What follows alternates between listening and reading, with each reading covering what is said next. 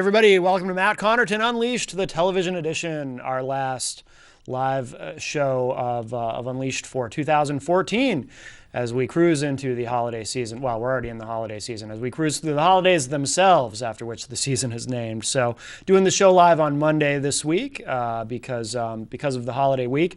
And we have with us, returning this week, the Honorable Jen Coffey. Hello, Thanks. Jen.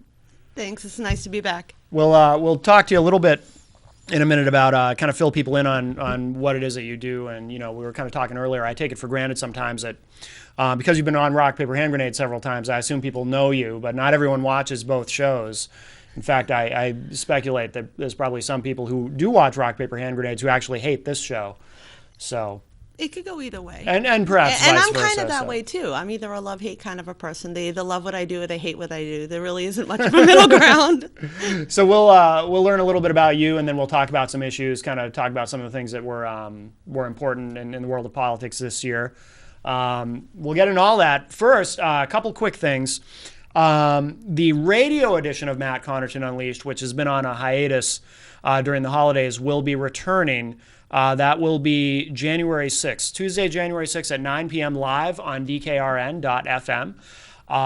Previously, I'd been doing two shows on DKRN. Tuesday nights was the Matt Connarton Show, and Thursday nights was Matt Connarton Unleashed. But what we've decided to do is we're going to kill off the Matt Connarton Show, and we're going to do Unleashed both nights.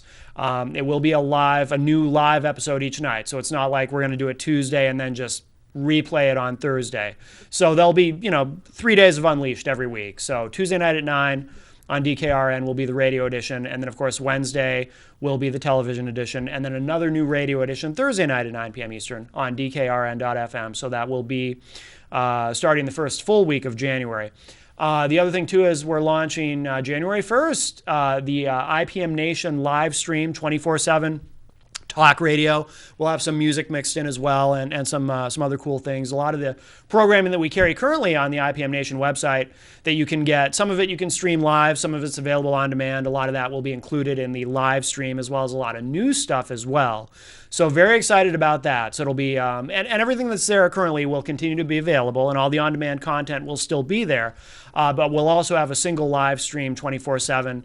Like I said, some pre-recorded programming, some live programming.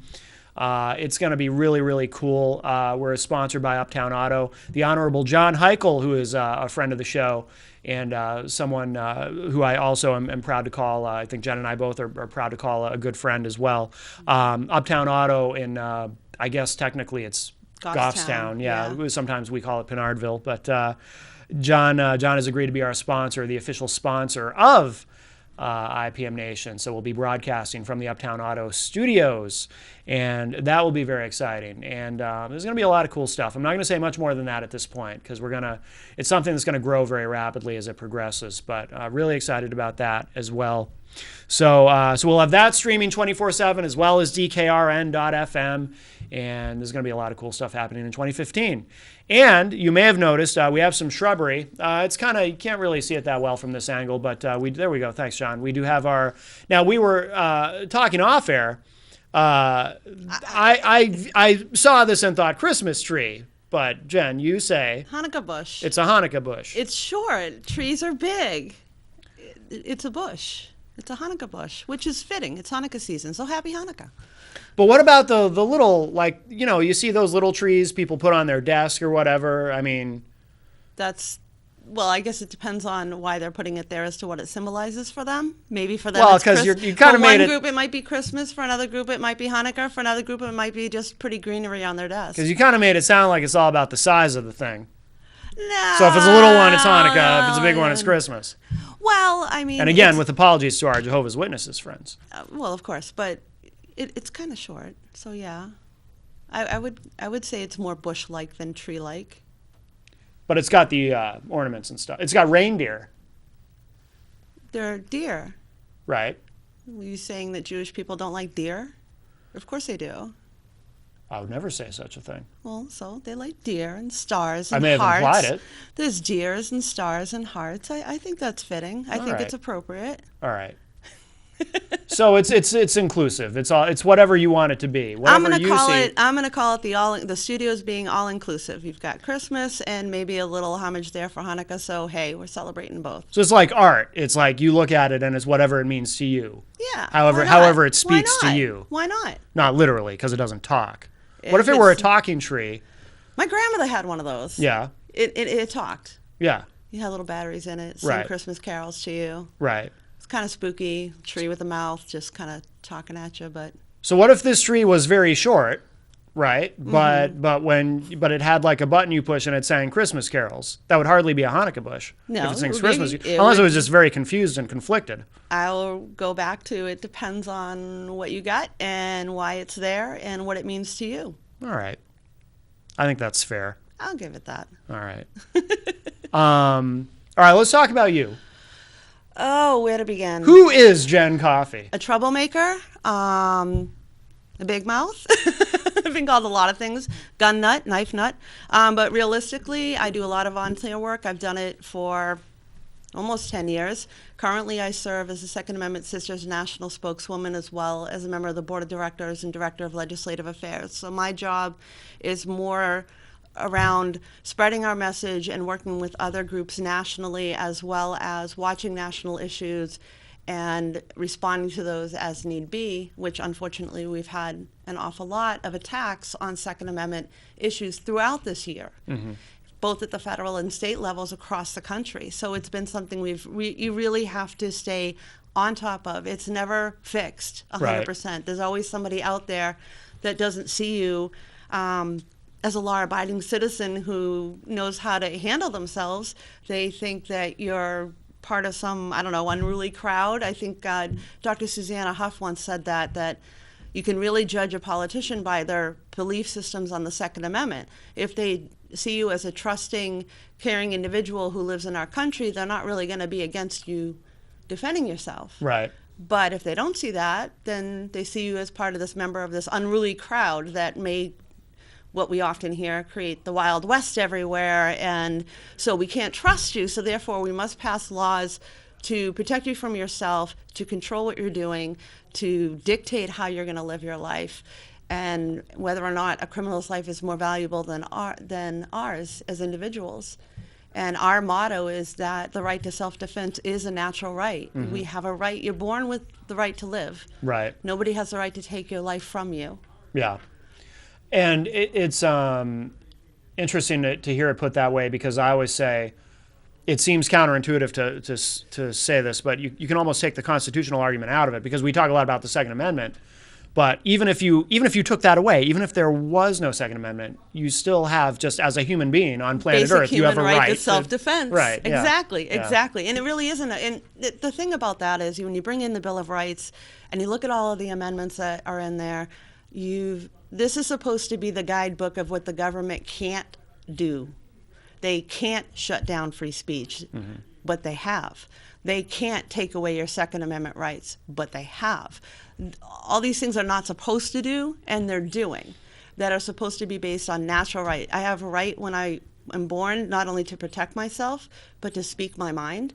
You have a right to choose to listen or not listen to what I have to say, to gather with my friends in front of the State House, to not self-incriminate myself, to be able to have all these things that we're supposed to be born with, your birthright. Yeah. And the government consistently puts constraints upon them that takes away more and more pieces of that right. And that's why we're so vigilant with the Second Amendment Sisters, which, if anybody's interested, you can go to the number 2, the letter A, the word sisters.org. Check us out. We're nationwide. We are the largest all-women run Second Amendment organization. Here in the state of New Hampshire, our function is mostly legislative. But in other states, it varies. It's interesting how the women actually come into us and then start working and volunteering their hours. And we're all volunteers. None of us get paid. We all do it because it's a passion to want to protect ourselves and protect our children and protect our families or people we care about. Well, let's talk about knives for a moment, because you mentioned, some would call you a gun nut, some would call you a knife nut. What's that about? A few years ago, I, as an EMT, fell. I And when I fell, I had a simple pocket knife in, like any other EMT carries. You never know when you need one to cut somebody out of a seatbelt or cut up somebody's clothing to get to maybe a life-threatening injury. So you always have like little knives or little scissors or what have you on you. When I fell, it opened and it bit my leg. I mean, in other words, it cut me. Yeah. Through my gear pants, which was pretty impressive because if anybody who is a first responder knows, our gear's pretty tough. You know, it's made to be tough. It's made to not be permeable, but yeah, it got me. And then I went looking online to buy a new knife that would be safer. I wanted something that was going to lock open, lock close, be a little safer for me to carry. So if I fell again on another icy driveway, I wouldn't get cut this time. Yeah. And the one that I liked was a switchblade. Yeah. But they couldn't, as an EMT in my home state of New Hampshire, I could, carry one on duty, but nobody could sell it to me. And if I was off duty, heading to work or home, I was a felon or a criminal because I was carrying this knife. Okay. It was only illegal when I was on the clock. Okay. So it was this crazy law. Yeah. And when we realized it, and it was really an old, antiquated law. It's been on the books longer than I've been alive. Yeah. And when we realized all of that, started working with people, and my time in the legislature, I enjoyed projects like that because that one became very bipartisan. Half my sponsors were Democrat, half my sponsors were Republican. I was serving in the minority at the time. The committee itself voted unanimously. It's one of our prides, and Second Amendment Sisters was the first organization to support the knife bill where other gun groups refused to support it. Either it wasn't their issue or they just didn't like the way it was written. Yeah. You can't please everybody, so you go with what you go with your gut. Yeah. You really do. And they came forward. They were the first ones to step up and say, we support this issue. And then from that, others came. And then even the police chiefs said, you know, we've got enough law on the books that if somebody uses any kind of object as a weapon, I mean, no offense, you're a great guy, but if I pick this up and hit you in the head with it, it's a weapon. And I could really hurt you with it. I got a big Irish hard melon here. You might be surprised. I don't think I'd have trouble with aim. Aim would be all right. But, you know, bottom line is that the laws are already there. If you use an object as a weapon to hurt somebody else, the police can prosecute, court systems can prosecute you for doing whatever you've done to this other person to hurt them. Yeah. But, I mean, we'd have like a switchblade, you know, this big that was illegal in the state. But if you had a steak knife that was this big, that maybe you're going to cut your Christmas or Hanukkah or whatever turkey or piece of ham up with over the next couple of days, that was perfectly legal. Right. Yeah. So there really wasn't any logic behind it. Right. And it actually was very beneficial. I got a lot of feedback from people where it opened up their businesses, increased their sales. A lot of people became vendors for companies that hadn't been vendors before. And it really opened up the markets for those businesses. And not only that, the great thing that the state of New Hampshire gets to claim that other states will never be able to claim is that two things. Number one, we started a national firestorm, and laws got changed all across the country. I worked with legislators in Atlanta, Georgia to change their laws. Yeah.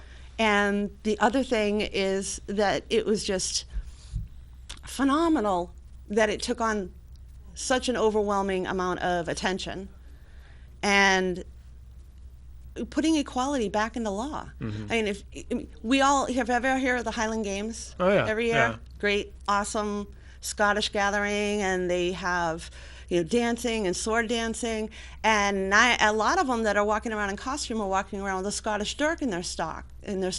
Mm-hmm. But that was also illegal under this law. And the last thing that I wanted to see as a legislator or anybody else wanted to see was a massive raid on the Highland Games, arresting people for having their traditional Scottish dirk in their sock. Right.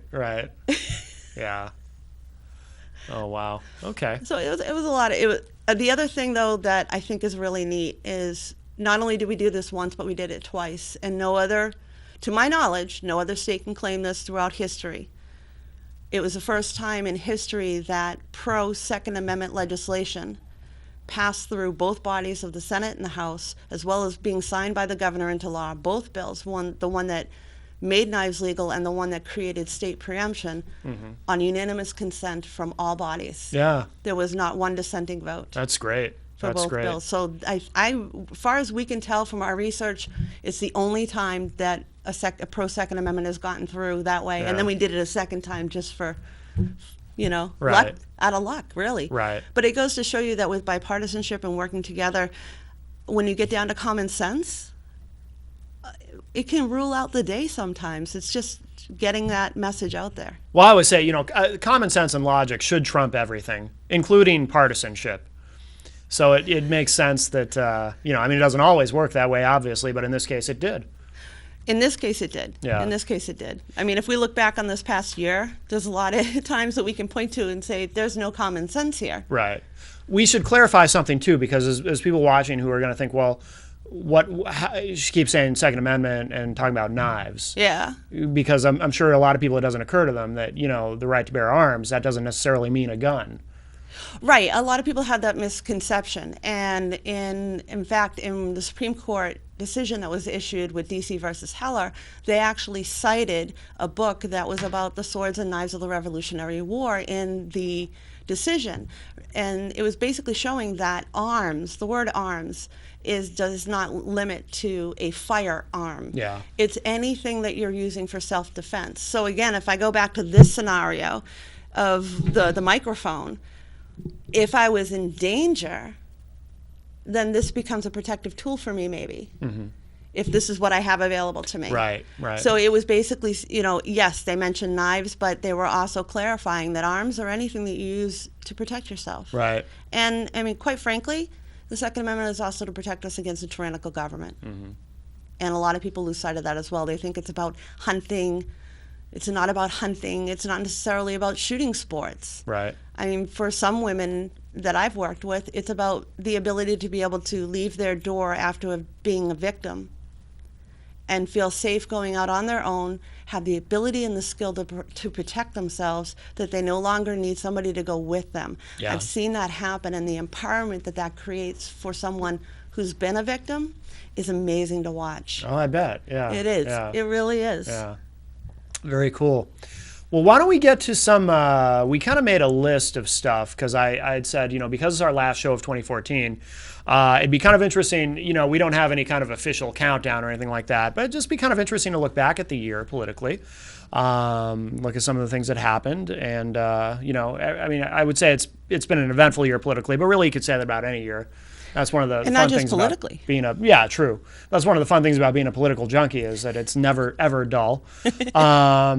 But we do have a list. Why don't we just kind of go through some of them, and we'll each give our take. And we were just talking about the Supreme Court and common sense, so that kind of leads my brain into the recent Supreme Court saying that police officers are able to not follow the law, and if they pull you over for something and they don't follow the law and they end up finding something else that they could get you on for whatever that is, right? That becomes okay. And that's not okay in my book. I think that's bad. And we should clarify what it was. It was a case where an officer had stopped someone and didn't know. Basically, I think what they were saying is, if I understand it correctly, is if the ignorance of the law is an excuse if you're an officer, because it wasn't a legal stop, right? Right. It had to do with taillights. Right. And it was in North Carolina. Their particular state requires you have one working taillight. Some states require two. Some states require three.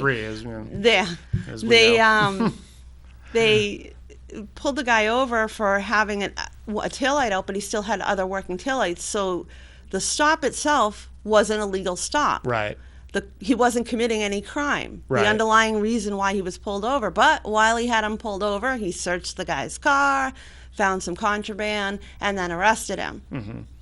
It was not kicked out of court because, as you know, the court said, well, it's okay if the police mess up on following the law. And I have a great deal of respect for a lot of great officers that I've had the chance to work with as a first responder. Yeah. And I look at them and I think they should be the example of law. Right. They should be the ones that's out there that's showing kids, yeah, drive the speed limit. Yeah, don't treat people disrespectfully. Treat people with respect. I mean, Right. we've all been pulled over, at least most of us have. I know I have. Yeah. And you get that one guy that's, somebody that pulls you over that treats you as a human being. And you have somebody that pulls you over that treats as if they are the Lord over you. They want to make sure you know who's in charge. That's right. And you cannot disobey. And that has got to be where is this coming from? Everybody's going to obey. Right, right. I'm not obeying. That to me, that word is so offensive.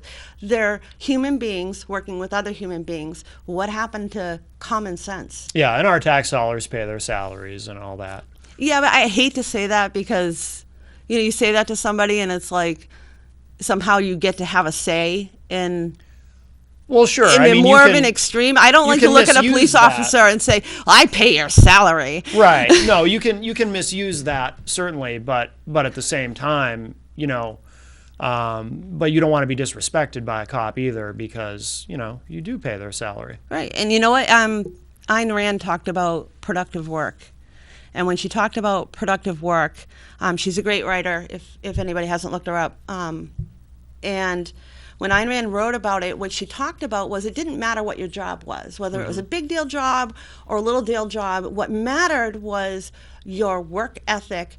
And from that, your ethics came from, quite frankly, using your mind to its fullest potential. Right. And using your mind purposefully, and that involves ethics. Yeah.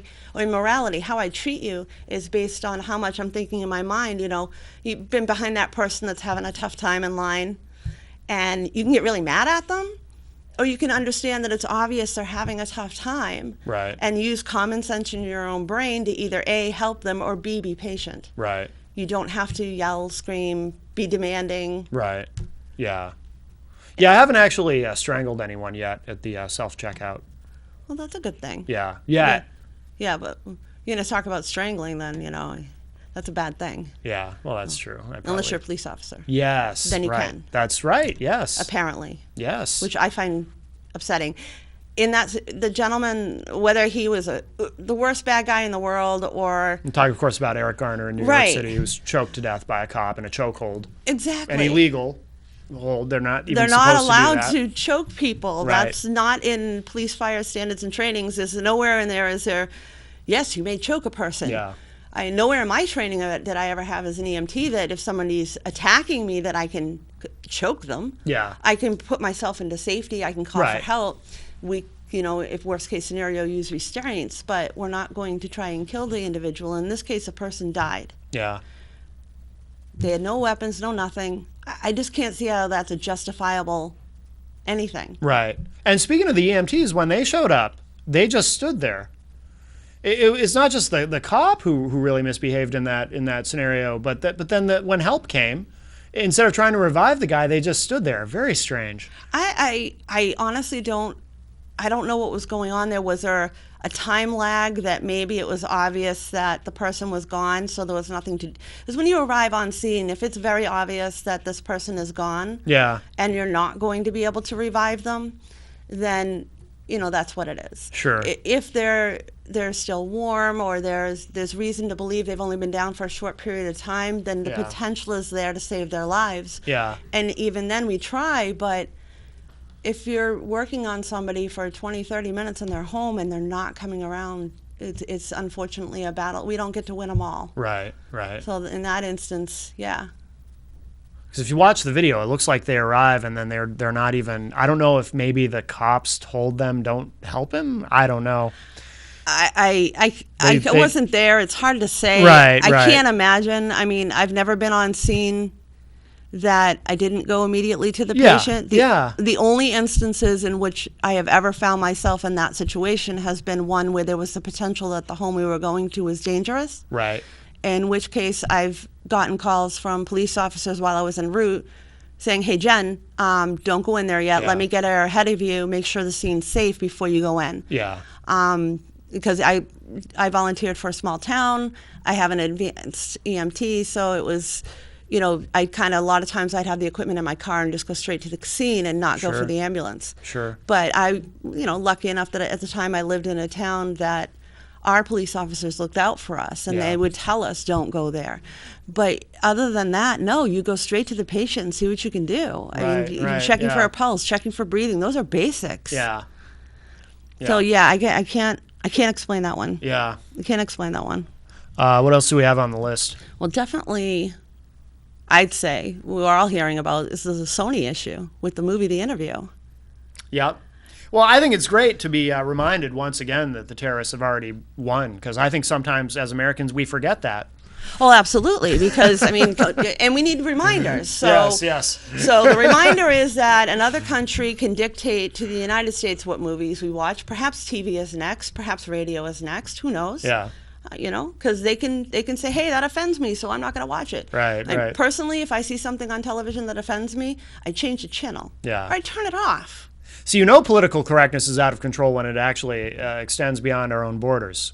And then a company like Sony reacts by taking all that hard work, all that money that went into making this film, and pulling the plug and not showing it. You know what? If you want to do that, put the film out there. Let we, the people, decide, because we will. We'll buy movie tickets if we want to see it. If we don't want to see it, we're not going to buy movie tickets, and the free market will prevail, and the movie will either succeed or fail. Right, exactly. On its own merits. That's got to be the people who are affected the most. I mean, we're all upset that, we let these hackers from North Korea or whomever push us around, and it's embarrassing. But can you imagine actually being connected directly to the film, someone who worked on that film? How about the two guys that are in the picture? Yeah. What are they How must going they through? feel? Yeah. What do they feel? How are Yeah. they going? It's satire. We Yeah. know this. Yeah. If we can't laugh at each other, we're in serious trouble. Yeah. We really am. I make mistakes. I laugh at myself. Mm-hmm. It's okay. Yeah. We need to be able to do that if Yeah. we're that uptight. But you're right. I think that you're right that the terrorists win. Yeah. The movie's off. Sony won't release it. All that money went to waste, all because of another country deciding what Americans should see. Yep. What else have we got? We have, of course, we can't talk about this year without talking about the elections that were insane across the country and the results thereof and what that might mean for 2016. Right. I mean, pick your poison. So now the Republicans are back in control of the Senate and Congress with a Democratic president. I think this next year is going to be really interesting Interesting in what way? to see what are they coming out with, what's passing, what's being vetoed, where their emphasis. I am hoping beyond hope that Congress and the Senate will start spending more time doing things like deregulating small businesses so we can have more jobs. Yeah. Government doesn't create jobs. I disagree with that statement. Right. Right. The results of this election, I can hope, are going to bring forth more of that and less on social issues. The government needs to get out of our bedrooms and our private lives and get away from social issues and concentrate on the important things like fiscal issues, like our, infrastructure. We just passed a 12% gas tax increase in our state. Other states have done it. Yeah. And nobody knows that 36% of that gets diverted to the Department of Safety. Right. So, hey, thanks for the raise. In Massachusetts, they almost had that. They almost had the automatic tax hike on the gas tax, and then the Republicans shut it down. But it was going to just go up every year without anyone having to vote on it, thus removing any accountability for that. And can you imagine where that would be 5-10 years down the road from now? How many people aren't going to be able to get to work because they can't afford the gas to get there? Right. Are you hopeful that because I'm really skeptical that there will be any shift away from social issues? I mean, obviously, as a Republican, I hear a lot of Republicans, like you say, let's shift away from social issues, which I think does drag the party down somewhat. We certainly saw that in 2012.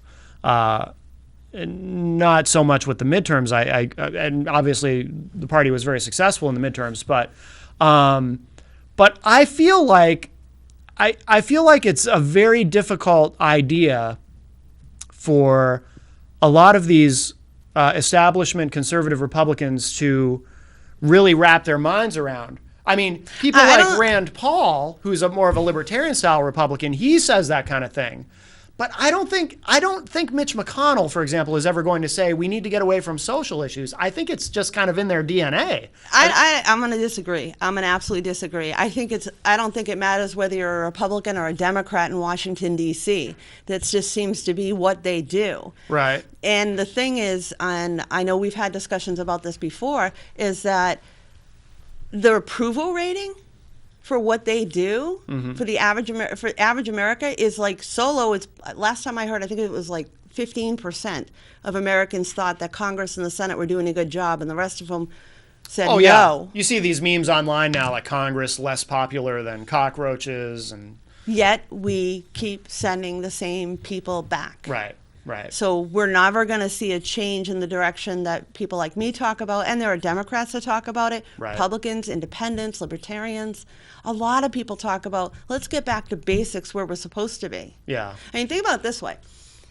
If you look at all the federal laws that are on the books, and all of your individual state laws, and perhaps in your district, your county laws that affect your daily lives, the amount of law would fill this studio. Right. But you and I are supposed to know all of it. And ignorance of it is not an excuse to not be found a felon right. or be convicted of a crime.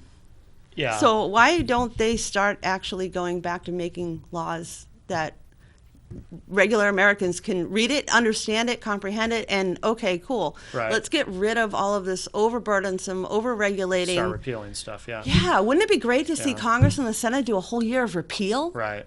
Well, that was one of the things that drove me out of the Democratic Party, because I was a Democrat up until about mid-2000s, 2006, and I developed such a seething hatred for bureaucracy.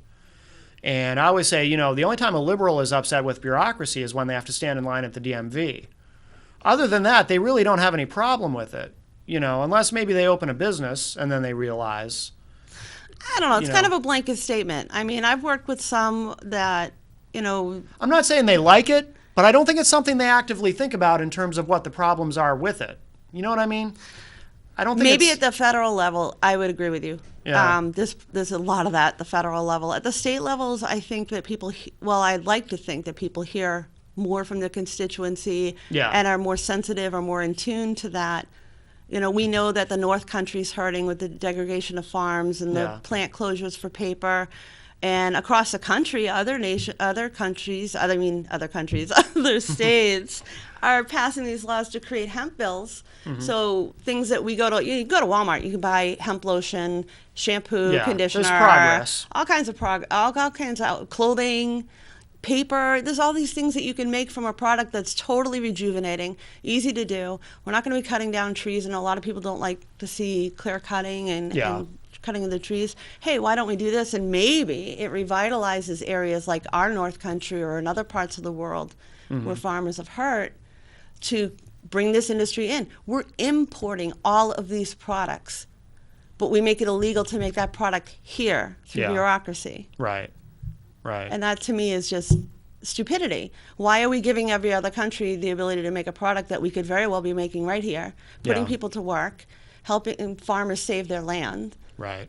And it's not something, and there's misnomers about it. People compare it to marijuana, and they think that hemp is like marijuana. If you smoke hemp, I can tell you you're going to get a really bad headache, but you're not going to get high or stoned or whatever other language you want to use. Yeah. It's a useful fiber. It doesn't have the psychotropic properties to it. Right. And that's part of the problem, is getting people to even just listen to the common sense of this is what it is and this is what it isn't. Mm-hmm. Is almost like talking to a brick wall sometimes. Oh, yeah, yeah. People get very stuck in, their whatever they were told. Yeah. The government classifies marijuana as I forget how that. It's a class one. It's pretty much like the worst kind of. It's up there with heroin. Yeah.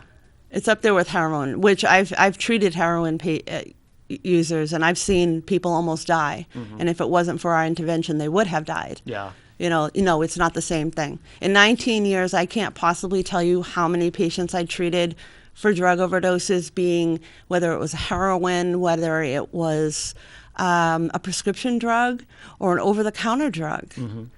I can tell you in 19 years, I treated one patient who came in for marijuana. Yeah. She got a little high and got a little paranoid Yeah. and didn't know what to do with herself. So came to the ER. We fed her, gave her a glass of water. How'd she slept. get there? Did she drive or? Somebody brought her in because Somebody brought her, yeah. she was just not she didn't feel right. And Yeah. all we did was literally give her a turkey sandwich, a glass of water, and put her in the bed, cover her up, let her sleep. Right. There right. was no medical intervention necessary, Right. really. Yeah. Yeah. That makes You know? sense. Yeah. Before we move on from talking about the midterms, because this, obviously one will affect the other. What happens over the next 2 years? What do you think about 2016? How do you feel about the presidency in 2016? Is there anyone you like on the right or on the left? Though probably not on the left in your case. Not yet. Yeah. Not yet. I can't make that decision yet. I mean, and I judge each individual candidate based upon them, not on the party. Yeah. And that may upset some of my fellow Republicans, but that's how I need to be able to look at myself in the mirror and know I voted my conscience, not what somebody else told me to do. So Right. like in the last elections, the big fuss was over, getting control of the Senate. And everybody said we had to have Brown. Yeah. Well, for me personally, I saw no difference between the two candidates because they were both gun grabbers, and Brown was super supportive of Romney Care, which was the blueprint for Obamacare, and I've personally watched that hurt my own family who lives in Massachusetts. Yeah. That's. I mean, a lot of people were after me to support Brown because Yeah. I was a Republican, and I would not do it. And when it came down to voting, I voted for Gardner Goldsmith. Now, who is that? Gardner Goldsmith is a former talk show host, actually, and he's done a lot of writing, published a couple of books. Very smart gentleman, very intuitive, very much listens to what other people have to say, and he was the Libertarian candidate. But for me, he was the candidate that I could put my vote behind. Yeah. If I didn't have that, I probably would have left it blank, Yeah. to be honest. And I know that that's going to upset a lot of people, but I need to look in the mirror in the morning. Right. Is Rand Paul interesting to you? Rand Paul is an interesting person. I'm watching to see. I mean, he's got a big hurdle to clear legally if he can even run for president, because Exactly. in Kentucky he legally can't if he wants to be both on the ballot for that and for the Senate. But I think he's very interesting. I'm nervous about all of them. I mean, Yeah. a lot of Democrats supported Obama under the premise that he was going to close Gitmo. He was going to stop the wars. We're in more wars now than we were when he took the presidency, and we have more prisoners in Gitmo than there were when he took the presidency. So not only did we not close those things down and stop the wars have increased, the amount of death has increased, and what do we have to show for it? I don't know if I agree with the more wars part of that. I agree with your overall point, but I don't know if I would say more war. To me, it's all just kind of one big. I mean, we pulled combat troops out of Iraq, but of course now we're doing this ISIS deal. They tell you they pull they tell you they pull the troops out of Iraq, but there's still troops over there. There are fewer troops than there were. Fewer. Yeah. Great. How about bringing our military home and getting them out of the other country? Oh, I completely agree. I mean, right now in Iraq, there's a lot going on between the Sunni and the Shiites, and it's a civil war It's a type civil war action. that we can't. We should not ever be involved in those. In a civil war? It's a no-win Losing scenario. more of our troops? Right. Watching more people die? Right. I mean, I totally believe in supporting troops. They sign up to serve.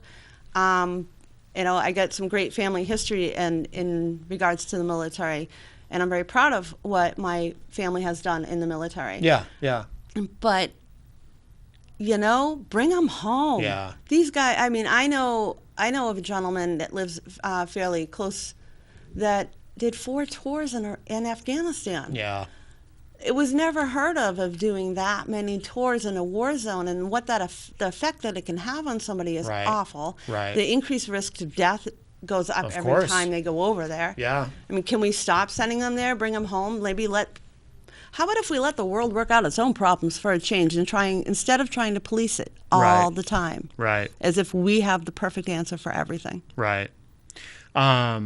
Actually, we were kind of talking off air earlier, but I think that part of the problem is I think there's something in the American psyche collectively that believes that once you, I think this is changing a little bit, but I think that a lot of people just feel like once you begin to sort of disengage, a little bit, not necessarily full disengagement, because I'm not an isolationist, but more of a non-interventionist.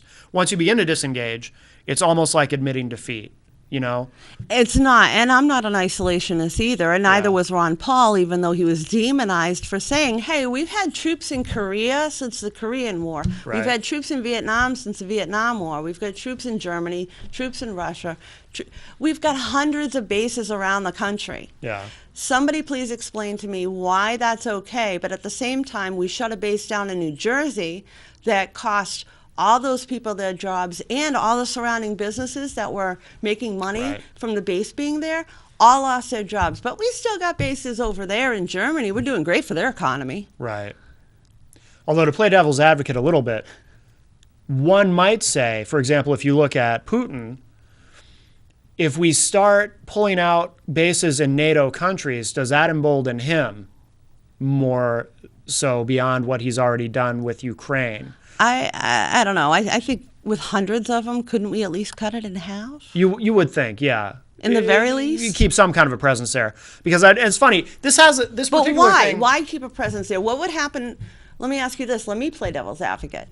China wants to build a base in Florida. Mm-hmm. You're going to, okay, what's your opinion? China wants to build a base in Florida. Well, no, of course we wouldn't allow that. Why not? But because we're not going to allow someone to build a base in our country. But we're building in their countries. But they want us there. Are you sure? They're NATO. No Doesn't NATO it- country doesn't want us there. They want us there because they're terrified okay, of so Russia. the political wonks that be want you there, but do the citizens really want you there? Do I want to walk down the street and see the Chinese or Japanese or any other country's military along my street? That's a false equivalency. No, Because we're talking it's about NATO not. countries. Why does anybody in Germany care that there are American troops there? Because they're in their land, their space, their But we're their not, country We're not the enemy. at the moment. Oh, well. The point being, I mean, we're all NATO. We're all one big happy family. Oh, good. in So you theory. want a global police? No. But you understand the fear. And it's funny because, like I said, the more I'm thinking about it, yeah, I would like to maybe draw down our presence there if we don't need that many. But to fully disengage, this is It's my not concern. You've got. disengaging. You want to If we- engage? Send the Red Cross. Why do you have to send people with fully armed automatic weapons in Right, tanks? but I think there's a concern that if we were to, let's say we pull out of Germany, and then because the moment Putin decides to move on a NATO country, see, I'm worried about going over a cliff here because if that happens, it's over. If Putin invades a NATO country, if he sees us So pulling if back we and he live in says, fear I'm and going to go into ensure that Germany. our bases are all over the Let's take country." back East Berlin. No. I'm feeling good today. Let's take back East Berlin. Let's go for it. And then next thing you know, Should we enlarge the we're base in We're in a Vietnam? nuclear war. No, I'm not in We're favor going of to a enlarging nuclear anything. war. I think that's a. Sometimes I wonder if that's like the fear carrot they hang over all of our heads. think You it's don't very want a real. nuclear war, the world will die. I think most countries don't want to use nuclear weapons because they realize that if they do, they're not just getting the country they're using it on. Right. Well, then, if you need any evidence of that whatsoever, just look at the natural disaster that happened over in Japan. Oh, yes. And Fukushima. all of that radiation is now affecting the west coast of the United States, Right. Hawaii, Alaska. They're seeing effects of that. So you can't use that kind of stuff and not have it affect you. Right. They'll throw the bomb. Hey. But in terms of that, you also have to then assume that you're dealing with people who are all saying, Putin makes me nervous. There's a lot of people in this world that make me nervous, Sure. Obama being one of them. Well, Obama's not going to throw a nuke at anybody. I don't know. I don't know that I could say that with 100% certainty. Maybe if it was a country he hadn't vacationed in. Right. Okay. I'll give him that. All right. I'll give him that. But what do you think's going to happen in 2016? See, this last election, what some people don't realize is the Democrats had more seats on the line for the election than Yeah. the Republicans did. Yeah. in 2016, it's going to be a reverse. Yeah. Republicans are going to have more Senate seats on the line than Democrats. I think the numbers were something like 28 seats versus 10. Do you think that Congress is going to end up flipping again? Oh, I have no prediction on that at this moment. There's too much that can happen between now and then. I have no idea, which is part of what makes it so interesting. And in terms of the presidential election, I have no idea either. You know, some people try to prognosticate 2 years out, and I honestly, I have no clue. I think it's very hard to. I think it's very hard to try to, but you got to kind of look at all the statistically. If you've got 28 seats on the line and I've got 10, I am so much sitting prettier than you. Right. And we're going to have to put that triple the work into what you've got to try and maintain those seats and hold that majority. Right. So I think the Republican Party is going to have to work much harder in 2016 to hold the Senate majority, and if they want to, get the presidency and other offices that may be up at that time. Democrats are going to be needing to concentrate mostly on the presidency. They've, they got 10 seats to put energy into, which is nothing. I mean, especially, if you look at New Hampshire, you get 424 seats. Yeah. You're going after every 2 years. Right. So they're going to have to concentrate on that 10, but I think that's going to put the Republicans on the side of having to work harder and sending a better message, I hope. Yeah. And that message being one of, working to deregulate, to make it easier to start businesses in our country, to concentrate on our infrastructure, to knocking off the crazy spending and start saving the American dollar. Right. Our government walks around like they got a blank checkbook. Yeah. If we were in a grocery store and I get my groceries and I get $100 worth of groceries, and my order comes out to $150, but I only have $100, I got to take $50 worth of items off. Right. The store's not going to give them to me, right? Probably nobody around me is going to give it to me. And then when the government goes in and does the same thing and realizes that they're short, they just tax you more. Right. Or create a new fee. Yeah. Or up a fee. So they can make up the difference. So that's basically the equivalent of standing in the grocery store and reaching into the guy's pocket behind you and saying, hey, I'm $50 short, give me yours. Yeah. It's not just us. It's really how the global economy works, which is really scary. That's another whole animal. Well, we have a little bit of time left. Let's see if we can get one or two more things in from the list. What else have we got? Well, let's see. We definitely we talked about the police abuses. And for those joining us late, we're kind of looking back at 2014 politically. Did you ever notice that this year, I don't know, is it me, but this year it seemed like there was more emphasis in the media on people like Justin Bieber than... I think that's how it's always been. But it's wrong, and it drives me insane. It's our celebrity culture. I think that's how it's always been. It's been that way at least as long as I can remember. When I was a kid, people would complain about that. We are so backwards. Yeah. That guy will get airtime, but he's not even American. And I know a guy who's missing right now, whose mom's doing everything possible to try and find him, and that's not in the news. Right. But if Justin Bieber gets arrested again, it'll be in the news. And then when he gets released, well, we got to get that. So that'll be again in the news. But a missing person whose vehicle can't even be found is of concern you're not seeing in the national media. Yeah. And it just seems like we're backwards. No offense, I'm not a sports fanatic, but it drives me nuts that, $1 million or whatever to play sports, but EMTs are lucky if they make $8 an hour. Right. Years ago, I think this would have been maybe 2007. It was when Morning Joe had just started on MSNBC, replacing Don Imus when he had his little fiasco. And Mika Brzezinski, the anchor on the show, it was the top of the hour, and she was supposed to read. The lead story was Paris Hilton and her little jail sentence for her whatever it was. Oh, when they showed her coming out of the jail looking like, oh, I'm so sorry. And Mika refused to, that was the story she was told to lead with, and she refused to do it. Good. She said, I'm not leading with this, and she ripped it up. And it almost came off like it might have been a stunt to get ratings. I don't know. But regardless, I thought it was kind of cool. I think it's cool. I think the emphasis should be on what's, so much more transparency of what's going on in D.C. Why should I put on C-SPAN to find it all out? Why isn't it in my regular news? And why do news reporters consistently leave out important pieces of information just to make people mad. Instead of Yeah. letting you and I watch the news and decide for ourselves whether or not we agree with what the story is based on investigative journalism that provides all of the information, they're nothing more than a reality TV show these days because it's all about ratings. So, Yeah. Well, you know what I think a lot of that is too is modern media, like with the news channels, opinion journalism really kind of carries the day in terms of ratings.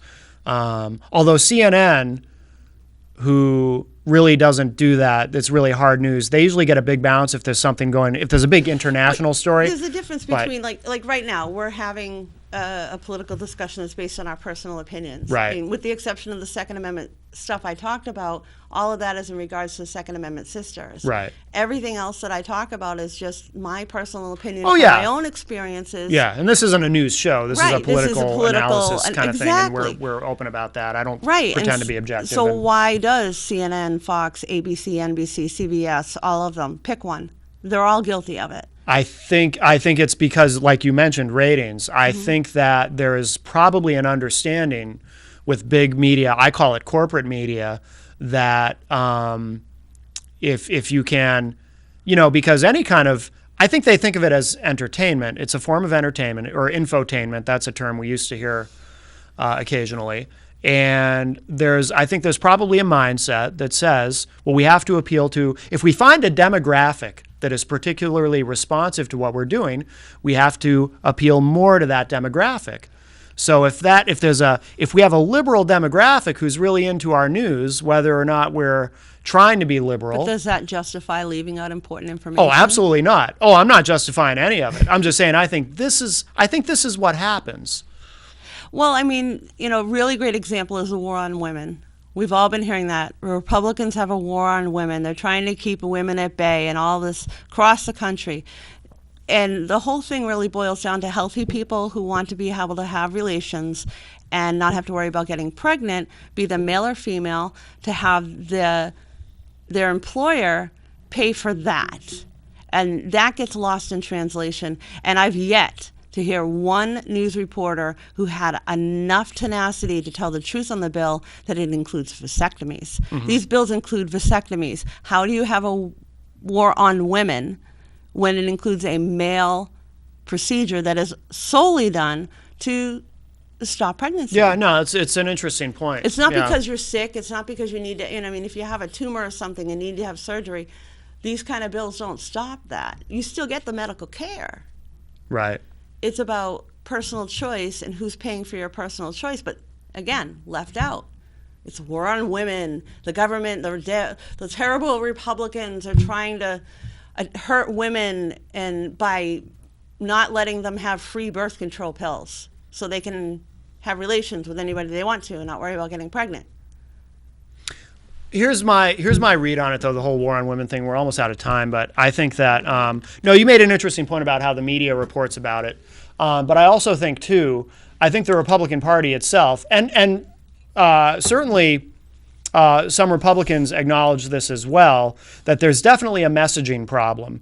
Because like in 2012, you see like people like, for example, Todd Legitimate Rape Aiken, who was just a regional political figure who nobody nationally would have ever given a crap about. But he made that comment about, if a woman is raped, she can't get pregnant, blah, blah, blah. And then it becomes, it feeds into this existing narrative. And then you have some of the liberals coming out and telling women, well, if you just urinate on yourself, you can get away and not be victimized. Oh, sure. No, but that, right. No, I know. But here's the thing, though. I feel like, did the Democratic Party unfairly exploit that? Sure. There is no Republican war on women. That's hyperbole. But I feel that the Republican Party really kind of handed them a gift or two with people like Todd Aiken, or who's the other guy, that Richard Murdoch. What did he say? Oh, if a woman gets raped, and gets pregnant, it's just part of God's plan. Those kinds of things aren't helpful because so much of politics is managing your message. Right. So you can blame the media, and I'm not saying that. Well, I blame the media from the sense that, from the news perspective specifically, from the 6 o'clock news where I'm supposed to be able to get my information that's been investigated, and they're giving me the full story, and I get to make a decision. Right. Not they're feeding me their opinion. I agree. Yeah. And when it breaks down to that, that's what it is. They're feeding you your opinion, instead of presenting all the evidence and saying, now you decide whether or not you support or not support what's going on. Sure, sure. Oh yeah, no, that's real. I agree. So, I agree. It's insanity when you think about it sometimes how much time people's put into just changing the stories to try and create anger, to try and create discourse. The best thing that happens these days, and government's guilty of it and news is guilty of it, is separating us out into all these different little categories and different little groups, because we're a whole lot less powerful when we're separated into all these little groups than we're a bunch of individuals, which is the true smallest minority in our nation, joined together on one issue and saying, hey, listen. Jen, we're out of time. Mention your website, please, and your blog and all that. Oh, if you want to learn more about me, you can go to jencoffey.com, JENNCOFFEY.com. There's a link right on the page to my blog. And my blog is occasionally political, but for the most part, it's a personal story about my success in beating breast cancer. Outstanding. And for those of you watching us live, we'll be back with a new live edition on January 7th, that Wednesday. So everybody have a good Christmas, happy Hanukkah. What do I even say to the JWs? Have a good day. Good New Year. A good New Year? No, I see. I don't think they like that either. Well, wish you well in the future. Ooh, that's good. That's probably vague. That's probably vague and enough. Happy Kwanzaa. Yes, and don't forget, of course, the return of the radio edition of Unleashed on January 6th on DKRN.FM, and of course the launch of the new IPM Nation 24-hour live streaming, sponsored by Uptown Auto and the Honorable John Heichel. And Jen, of course, you'll be back with us next time. Mm-hmm. Absolutely. Good. And we hope you all will be too. Thank you for watching, and we will see you in 2015. Bye, everybody.